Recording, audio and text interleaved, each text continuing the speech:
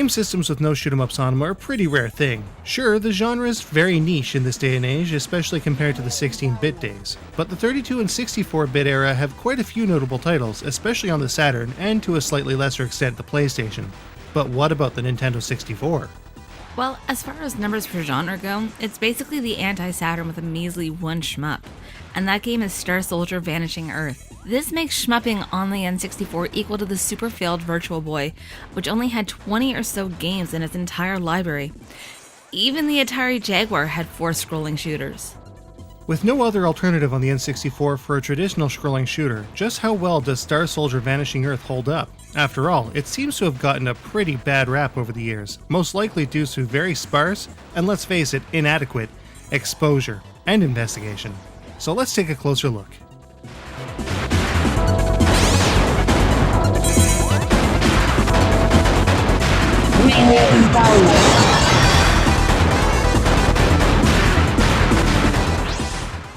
To start, players have their choice of one of 3 different ships: red with balanced speed and armor and a standard rapid shot, blue with light armor, high speed and lasers, and green with limited range spread shots and heavy armor with low speed. All of the ships still move pretty quickly though. Really freaking quick actually. The control is a little bit of an issue since the analog stick is plainly awful, but so long as you change the control input from the analog stick to the D-pad in the options, players should do fine, though it will still feel incredibly fast. Vanishing Earth's power-up system is fairly simple. Picking up yellow icons will increase your weapon power through multiple multi-stage levels, and green pickups will give you a screen-clearing bomb for your stock.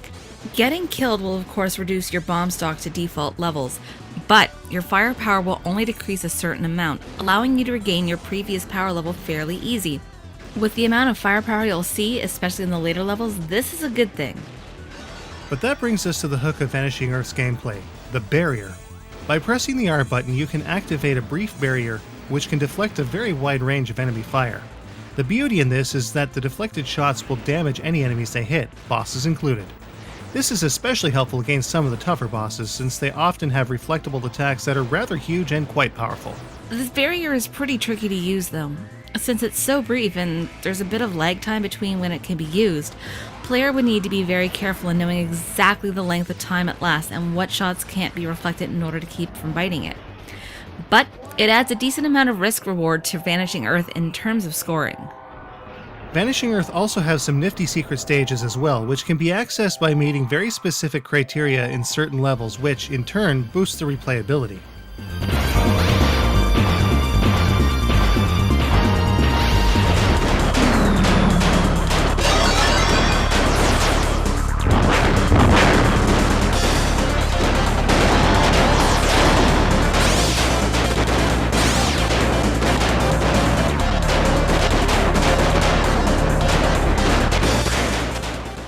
Star Soldier Vanishing Earth has a decent amount of scoring methods. First is the hit counter, which will award players that can rack up a large amount of enemy hits with a multiplier bonus.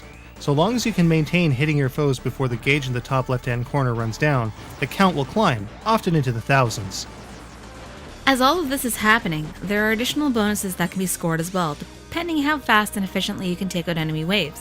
Taking out multiple waves at the same time will result in a multi-kill bonus, while faster kills of everything on the screen will award an annihilation bonus. And of course, maxing out your firepower will produce bonuses for every additional weapon pickup. At the end of each stage, players will also receive bonuses for the amount of lives, EX burst attacks, and total enemy hits, total boss hits, and even barrier deflections. These bonuses are often colossal, and the score ends up looking like the distance between cities measured in inches. For players looking for more competitive scoring, there are also 2 and 5 minute caravan modes, typical of most Hudson shooters. These stages have all kinds of hidden score points, and of course, the more you destroy and the less you die, the bigger the overall score. There is also a password system that was presumably used for an internet ranking system through Hudson. However, there are also varying accounts that these passwords were used as some kind of saving method. However, since there's no way to input these passwords within the game, a ranking system is the most likely explanation. Huge unknown object coming out of warp drive ejector.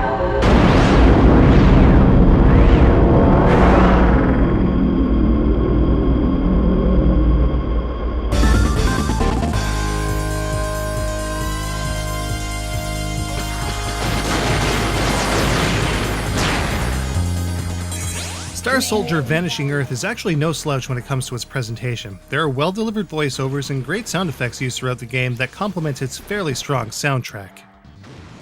But the visuals are a little on the iffy side, due mostly in part to the limitations of the N64. Despite the low polygon count, they do still manage to succeed, even if the models here are a bit chunky. The environments you'll be flying through are well put together though, and Stage 2 in specific is pretty awesome, especially when your mothership swoops in over the ocean. To top it off, everything moves at a nice solid rate, with no real slowdown to speak of. So, all in all, Star Soldier Vanishing Earth seems to hold up fairly well. But how does it stack up? Let's take a look.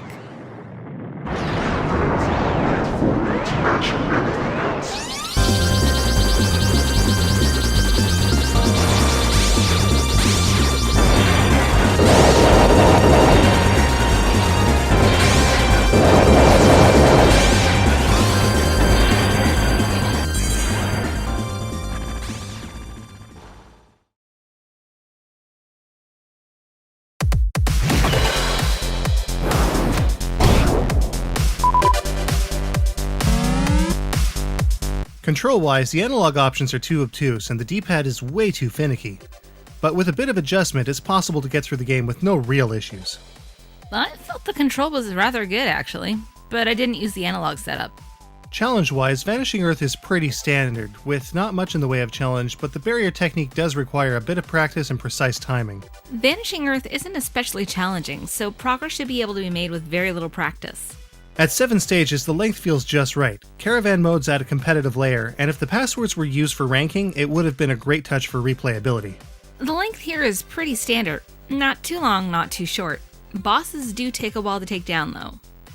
The 3D polygons here don't look too bad. Some models are a bit chunky, but this is the N64 we're talking about here. There are still some damn awesome stages though. The visuals here were, for me, pretty mediocre, but you know, that's 64. Sound-wise, the effects and OST work really well in this game. Voiceovers are fairly clear and add to the atmosphere. Some of the sound effects are dull, but not overbearing or unlistenable.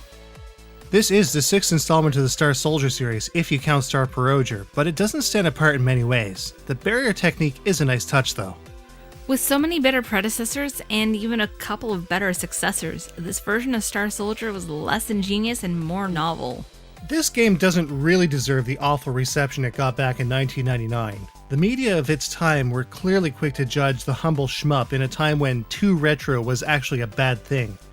Giving it a fair shot though, I can say that while Star Soldier Vanishing Earth isn't exactly spectacular, it's more than worthwhile to have in your N64 library. It's a fun, straightforward game that stands alone on its home console, and it gets a 3.5 out of 5. Perhaps the best part of Star Soldier Vanishing Earth is its price. At auction, you can often nab a copy of this severely underrated game for less than $10, unless you want the Japanese version, which is typically $30 or so.